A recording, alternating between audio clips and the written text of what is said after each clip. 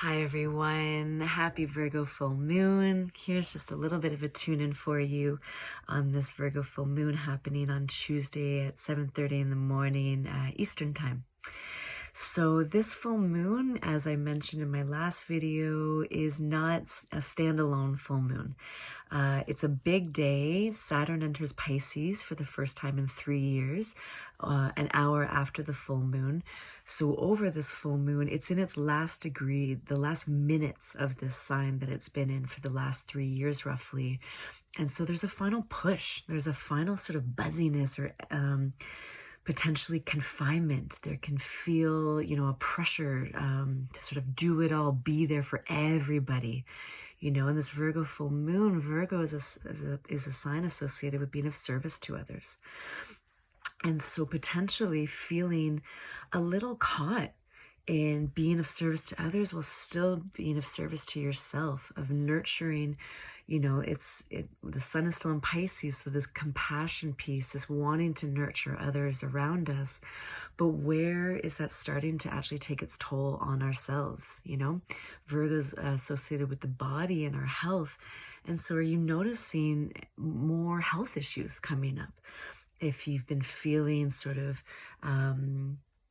the duty to show up to those around you, to be there for everyone else, is it starting to have an impact on your own life? And so this full moon is squaring Mars in Gemini, which is where it's been for 7 months now, almost in Cancer. But meaning that there's, again, this friction. The word that came up when I was thinking about it was a volatility, of a restlessness and a buzziness and maybe feeling really mind trapped. Virgo can also, bring out our inner critic, both to those around us, but also as sort of potentially a crushing sense of needing to show up or be perfect or do it all right within our own lives. And especially because Saturn's at this last degree, that can be our inner taskmaster energy.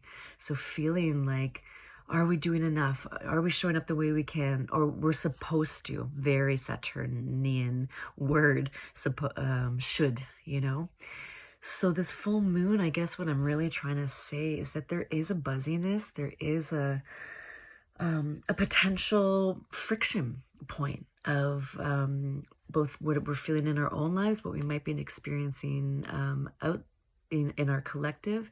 And then as Saturn enters Pisces, Saturn rules the collective, so starting to see it on a wider scale.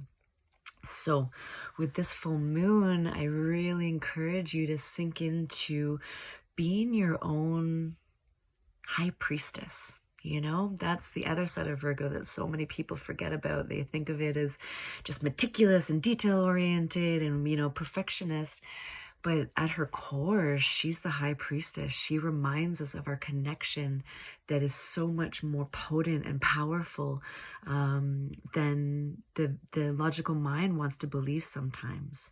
So if you're having a lot of tension or friction or anxiety, two signs that I'm talking about are in air signs, so we can get really mind trapped.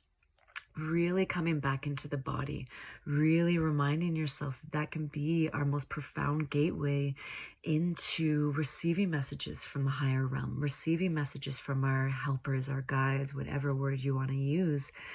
And really remembering that if your mind is feeling a bit more agitated or critical, to come back into the sun sign of Pisces. And it's not, this full moon isn't too far away from Neptune, but coming back into surrender, coming back into faith and trust that you don't have to have it all figured out, to relinquish that need for control that so often we want to make us feel more safe, and to really trust in the safety and the support and the nurturance and the love and the compassion of something greater than you holding yourself right now.